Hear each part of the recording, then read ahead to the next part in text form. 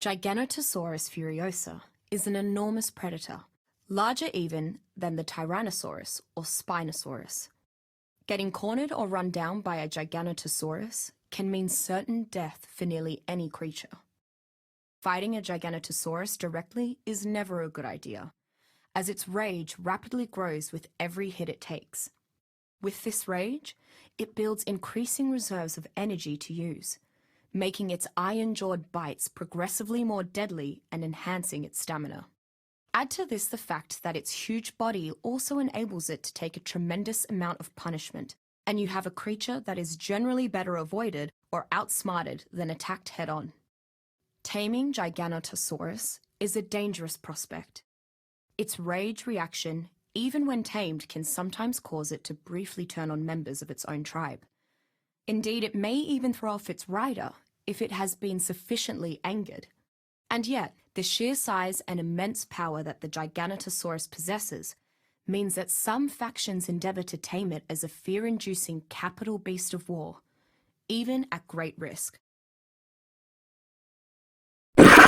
Wild Ichthyosaurus curiosa is a comparatively small carnivore found in the waters around the island. It is slightly larger than a human, but that's still small compared to the leviathans roaming these waters. It seems to be very interested in any creature around its size, often approaching and following humans swimming through its waters. Despite its appearance, the Ichthyosaurus is neither a fish nor an ocean mammal. Like many creatures in the waters around the island, it is actually an aquatic reptile. Domesticated. I can't think of a better mount for someone starting to explore the island's seas and waterways. Ichthyosaurus is comparatively fast swimmer, and even in the wild will cozy right up to you and try to figure out what you're doing. Taming these is actually pretty easy, as they seem to love humans and will be fed and tamed without the use of violence. Apparently a crossbreed of Triceratops and Styracosaurus, Triceratops styrax has both the characteristic three-horned face of Triceratops and the prominent horned ridge of Styracosaurus. Normally a very docile grazing animal, Triceratops becomes aggressive once angered. Triceratops will chase down would-be predators and egg stealers with incredible prejudice. Running away from Triceratops is harder than it seems due to its ability to charge and ram its target. I've seen Triceratops have an especially hostile reaction to the Tyrannosaurus, with herds attacking en masse. While not very fast, they are deadly in a group. A common mount for those that ride dinosaurs, Triceratops doubles as pack animal and combat dinosaur. Triceratops' bony ridge works excellently as cover from frontal attack, and the dinosaur's charge is incredibly dangerous. It is largely protective of its kind if it senses danger. In the presence of larger carnivores that appear as a threat, Triceratops becomes stronger and rallies the effort of its nearby species. It is also capable of harvesting a sizable amount of resources with its horns by shredding fruit from the leaves, making it a very useful work companion for smaller tribes. Carnotaurus presa is a distinctive creature that falls between a medium and large predator. It lives primarily on flat, clear ground, where it can capitalize on its speed. Additionally, it seems to have no qualms about running away from larger predators instead of fighting. The horns of the Carnotaurus seem to be used more for fighting rivals than actual hunting. This doesn't mean the horns aren't dangerous, though. They can still eviscerate larger prey. Carnotaurus is one of the smaller and more compact of the large predators. If Tyrannosaurus is the lion of the island, Carnotaurus would certainly be the cheetah. The real threat of a Carnotaurus is not being able to escape it once it has spotted you. Carnotaurus fills a very specific role. Larger and almost as fast as a raptor, smaller but much faster than a rex. Were it not for the creature's extremely long downtime after sprinting, it might be among the most capably balanced mounts.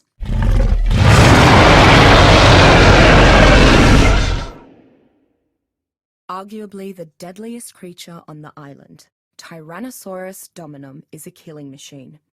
Active mostly when hunting for food or defending its nest, a good plan is to avoid every Tyrannosaurus.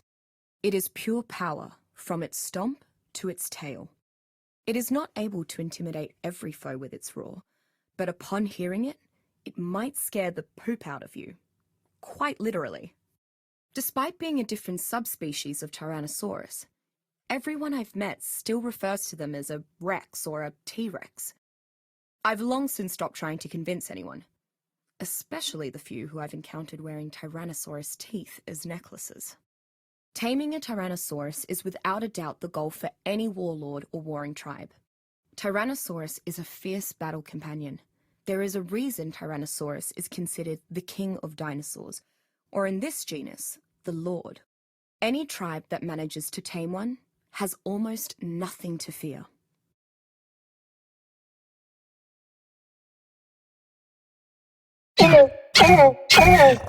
Utahraptor prime is an incredibly aggressive subspecies of Utahraptor found on the island. It tends to travel in small hunting packs, attacking smaller prey with its sharp teeth and enlarged foreclaws.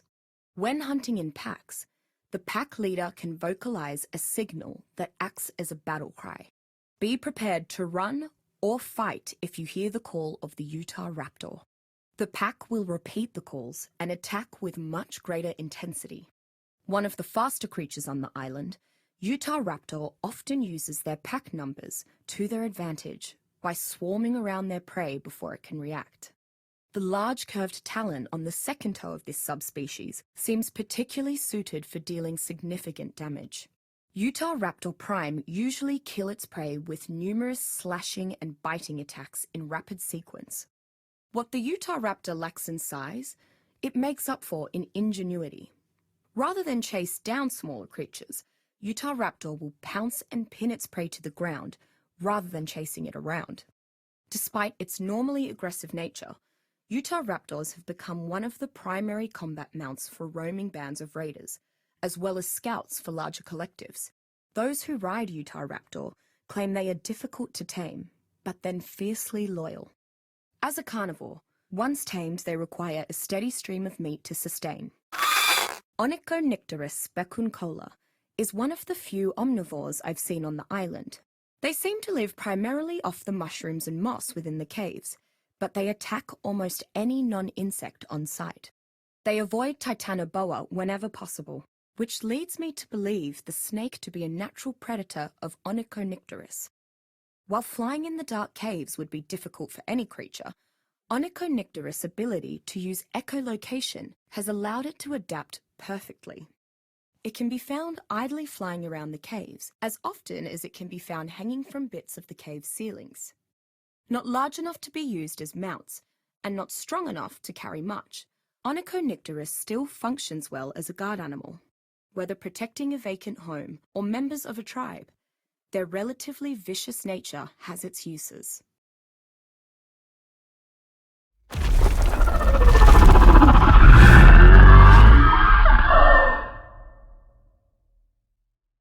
Among giant creatures I've seen on the island, Brontosaurus lazarus is larger than any sauropod I've read about. In fact, the dinosaur is so massive that it serenely ignores most other creatures. I've seen a pack of raptors tear apart small dinosaurs while Brontosaurus continues eating, seemingly oblivious to the hunting pack. Because of how docile it is, the Brontosaurus makes for an ideal pack animal. Peaceful tribes use it to carry incredible quantities of resources, while warring tribes use it to mobilize their army. Its size and strength make it one of the unique creatures on the island that can support a platform saddle. Unfortunately, its enormity means that the process of taming a Brontosaurus can take a very long time. Some may think this is an Apatosaurus, Dreadnoughtus, Argentinosaurus, or some other sauropod. But this is a strange island, and I'm the one doing the research. I'm convinced that this genus is Brontosaurus, and no one can tell me otherwise. My study, my rules. Megaloceros lattuscoronum is a very skittish herbivore, found mostly in the forests and mountains of the island. Because of its large size, its fraught demeanor would be strange in any other place. But Megaloceros knows how fierce the predators of the island are, and that it is safer to flee from them than to risk its life in a fight. The antlers of Megaloceros are very large and make for an excellent source of keratin. This, of course, makes it a valuable resource. Unfortunately, hunting Megaloceros is not easy because of their quick speed and ability to bound over most obstacles. Megaloceros is a jack-of-all-trades creature, and many who ride it value its versatility. It is decently powerful, and its resilience, speed, and ability to jump often come in handy. Finally, the male Megaloceros charging horn attack tends to cause targets to bleed, decreasing their health, stamina, and speed until healed. Megapiranha magnetmorsis is a carnivorous fish found fairly commonly in the rivers and ponds of the island. Its bite is incredibly powerful. I've even seen them break through the armored turtles of the island. Megapiranha has one of the strongest bites pound for pound of any creature on the island. When encountering a megapiranha, be on the lookout for the rest of the school. No one megapiranha is an overwhelming threat, but their tendency to swarm prey can make short work of much larger and stronger creatures. Any given megapiranha is easy to kill, but killing the entire school can be a daunting task. Like some of the other creatures on the island, a tamed megapiranha is best suited as a guard. Their high metabolism makes them require more food than many other creatures, but they are very adept at hunting their own food, particularly the coelacanths.